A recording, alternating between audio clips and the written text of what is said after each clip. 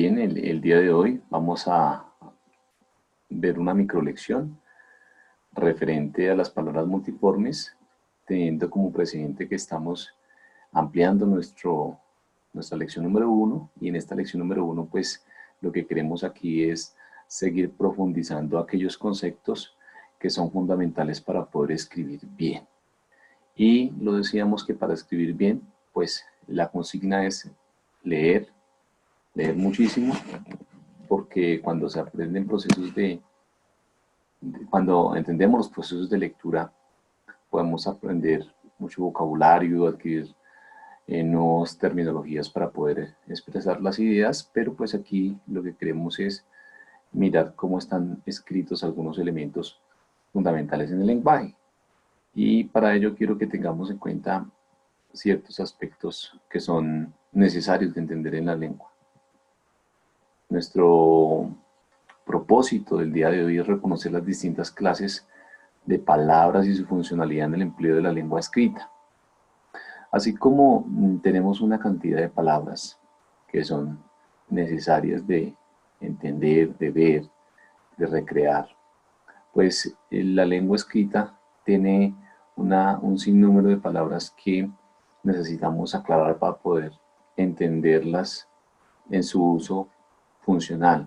Recordemos que una palabra puede cambiar el significado de una oración, o el significado de un texto, o el significado de un término. Entonces ahí es donde quiero que tengamos muy presente que los significados no vayan a modificar nuestras intencionalidades, porque recordemos que la intencionalidad es algo tan esencial en nuestra lengua. Por favor, véanlo muy detalladamente. Vamos a observar las siguientes palabras. Tenemos en cuenta los parónimos, que son aquellas palabras que tienen una escritura parecida en su pronunciación y un significado ¿qué? Distinto. Y a veces confundimos estos parónimos con las palabras que cotidianamente empleamos. Entonces, alguien diría el perjuicio, daños por bienes y perjuicios, a el prejuicio, que es un prejuzgamiento. Y suele ocurrir, ¿sí? Suele ocurrir cuando se está escribiendo porque a veces no se tiene claridad en referencia a la palabra. Entonces aquí estamos viendo que tiene un significado de sonido a nivel fonético muy similar. No es idéntico porque lógicamente hay una letra que nos está haciéndole el obstáculo, pero hay que tenerlas muy presentes. Vamos a ver algunos ejemplos también de palabras homófonas. Esta es una microlección que quiero que tengamos en cuenta muy sencillita. Las homófonas son aquellas que tienen una escritura parecida en su pronunciación. Homo viene de par, idéntico, ¿cierto? De idéntico. Y su significado distinto. Ejemplo, hierba, planta, hierba del verbo hervir. Y esto a veces tenemos una confusión muy grande cuando escribimos. Y en la parte del castellano siempre hay estos términos que uno como que duda. Cuando uno duda es mejor tener presente, acudir a la RAE. Hoy en día hay muchos diccionarios electrónicos, o inclusive el mismo autocorrector del celular nos está corrigiendo. Entonces, por favor, para que lo tengamos muy presente. Siervo de servidumbre y siervo de animal. Entonces, alguien diría, por ejemplo, el siervo, en el ejemplo tácito sería, el siervo que hace su trabajo con fidelidad es aquel que recibe la paga, ¿cierto? Ahí nos está dando como la connotación a lo que estamos tratando. Muy diferente cuando hablamos del ciervo animal. Entonces, por ejemplo, he hallado un ciervo en el pastizal. Estaba cerca tomando o bebiendo un poco de agua, ¿cierto? Las homógrafas, entonces miremos que sí es similar, pero su diferencia es en la grafía. Grafa viene de grafía. Recordemos que las primeras palabras en constituirse en el castellano se dieron por allá en su origen en la península ibérica, porque había una mezcla entre latín, una mezcla entre las lenguas indoeuropeas y una cantidad de situaciones que llevaron a que el castellano hubiera una difusión y empezaron a darse una serie de especialidades en la lengua, ¿cierto?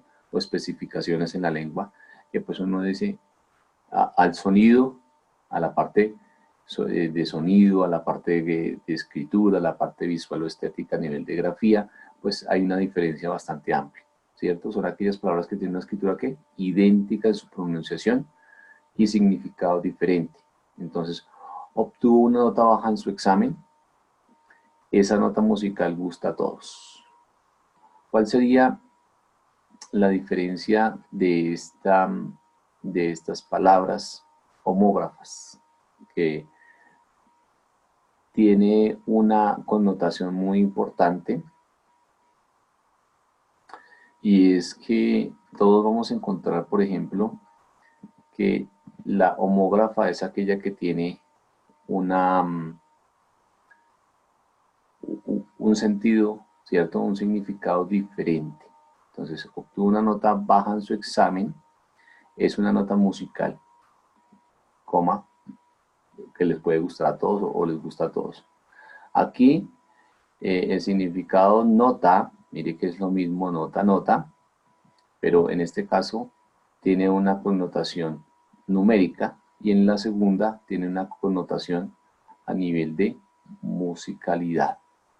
O también tenemos, por ejemplo, en la parte de comportamiento, la gente dice, tiene una buena nota, o es un tipo muy buena nota. La gente emplea inclusive esos términos de tipo, el man, nada de esto sería en la escritura académica, ¿cierto? Tendríamos que trasladarlo a un lenguaje más universal, más estandarizado, lo que yo les decía. El lenguaje es el que marca la pauta, marca la diferencia para poder escribir. Tengámoslo muy presente. Entonces, la homonimia y la polisemia. La homonimia son los fenómenos que se dan o que se relacionan mucho por su significado.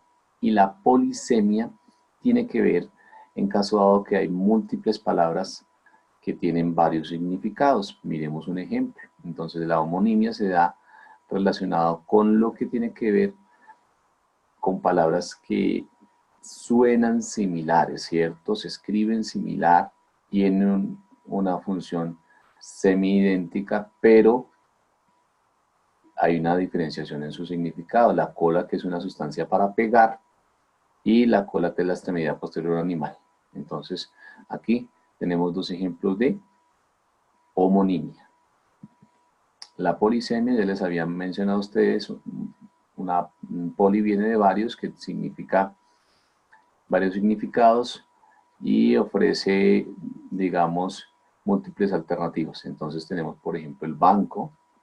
El banco está en Bogotá, se le emplea a banco para ir a hacer las diligencias, para ir a pagar los recibos, pero también un banco significa el sitio en donde se va a sentar, o por ejemplo también significa un lugar en donde se reúne una serie de requisitos para poder cumplir funciones diversas, por ejemplo el banco de alimentos o el banco de sangre, etcétera. Entonces miremos que la palabra ya tiene una, dos o tres acepciones muy indispensables para poder aquí emplearlas.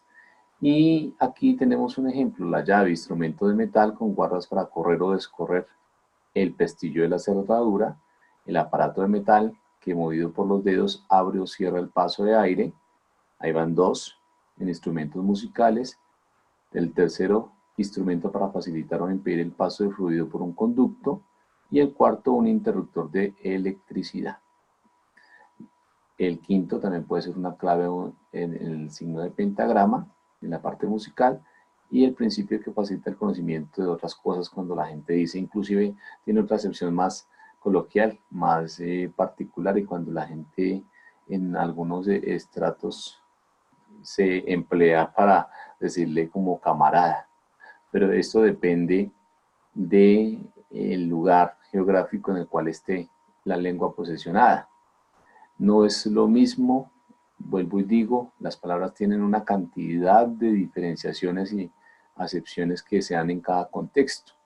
Aquí entonces tendríamos que trasladarnos básicamente a nuestro lugar de residencia, ¿cierto? A nuestro lugar geográfico en el cual estemos nosotros ubicados, porque seguramente en algunos países no nos van a entender. Aquí recordemos que tenemos una multiculturalidad de estudiantes que están en diferentes latitudes y que en cada una de estas latitudes va a tener seguramente una acepción diferente o un empleo en el cual va a ser muy esencial para ellos y para nosotros tal vez no va a tener ese empleo. Entonces vamos recordando los significados que estamos abordando. En este momento son palabras homófonas, palabras homógrafas, palabras parónimas, palabras polisémicas y palabras homónimas, que son las que tienen un significado idéntico. Un significado similar, pero que su significado es idéntico. Un sonido similar, pero su significado es idéntico. Entonces, por ejemplo, el as, ¿cierto? El as de hacer y el as de baraja, ¿cierto? Y así sucesivamente podremos encontrar una cantidad de palabras, pues, importantes. Recordemos entonces las parónimas. Tenemos el ejemplo actitud y aptitud. La diferenciación es que una sola letra. Entonces, cada una de estas palabras marca el problema o marca la diferenciación. Afecto por efecto. Se puede confundir, se tiene la tendencia a confundir guardar por aguardar. Entonces, miremos el ejemplo. El problema del muchacho no es de aptitud, sino de actitud. Entonces, aquí en este caso, la aptitud consiste para tener ciertas cualidades o talentos y la actitud es la forma en que se desarrolla la actividad, ¿cierto? Con buena energía, con buena nota, como le decíamos anteriormente. Estas palabras parónimas las tendemos mucho a confundir. Entonces, es importante, por ejemplo, la gente dice, cuando estaba mencionando, hay lugares donde dicen, es que tiene que ir adentro. Otros dicen dentro, va a estar dentro o va a ir adentro dentro de. Y hay que mirar cómo se escribe correctamente, si es adentro o si es dentro. Otros ejemplos de palabras homófonas. Entonces, ciego, aquí pues lógicamente es una persona invidente, el punto ciego. También, mire, bueno, tienen varias acepciones también, ¿no? El punto ciego es, digamos, la parte en donde no hay una facilidad de la visión al conducir en un vehículo, pero también tenemos el ciego, el verbo de cegar. Entonces, por ejemplo, se ciega la mies cada año. Abollado, hundido por un golpe, pero Abollado también es una finca de bueyes, en donde encontramos una cantidad de animales, en este caso. Recordemos, por ejemplo, aquí fundamental tenerlo en cuenta que nosotros vamos a detectarlo mucho por el sonido. Es muy similar y tenemos que remitirnos sí o sí al diccionario o tenemos que remitirnos a buscar en googlear y empezar a identificar los términos, pues, para que escribamos correctamente. El acervo, ¿sí? Por ejemplo, en la segunda palabra, el acervo de conocimientos, uno puede decir, esta persona tiene un acervo de conocimientos bastante alto. Y el acervo es áspero, duro. El agito de verbo de agitar y el agito de pequeño, ¿cierto? En este caso es digamos, uno de los más empleados en la cocina, ¿cierto? Entonces hay que mirar la diferenciación de cómo está. Vamos a hacer, por ejemplo, un texto científico y dice, vamos a colocar aquí, por ejemplo, muchos de los residentes emplean para poder hacer sus experimentos científicos la agitación de los líquidos o los fluidos. Es completamente diferente a escribir ese agito, ¿cierto? Que es el comestible, el blanco, o el medicinal, a esta parte de agitar. Halagar, llenar de lagos. Es decir, hay varias partes en una estepa y allí en esa estepa encontramos lagos, diferentes lagos. A diferente de halagar, que es mostrar un afecto, una admiración por alguien. Arroyo, el verbo, por ejemplo, arrollar, entonces el policía lo arrolló 3 metros bajo tierra. Vamos a suponer que es diferente decir al arroyo, que es el río pequeño, ¿cierto? Aquí miremos que no hay una diferenciación porque estas palabras no tienen en este momento alguna tilde que nos vaya a notar la diferencia. Entonces tenemos que identificarlo mucho por el sonido y por la diversidad de acepción que tiene. Entonces, en este caso, aprender y aprender. Aprender es adquirir conocimientos, etcétera. Y este aprender es de como tomar, agarrar, o en algunos países le llamarían coger, pero pues esto marca la pauta de la diferencia. Entonces, es más como de llegar a, ¿cierto? Hacia el continente y hacia la preposición. Ato, verbo de coger, ¿cierto? Amarrar, y ato es un sustantivo. Y también tiene que ver, por ejemplo, con un hato de ovejas. En este caso, bello, hermoso, y bello de la parte del pelo corto o suave, en este caso. Botar, arrojar, ¿cierto? Arrojar, etcétera, basura. Y votar, emitir votos o sufragar. Más que sufragar, ese también se puede emplear como sufragar.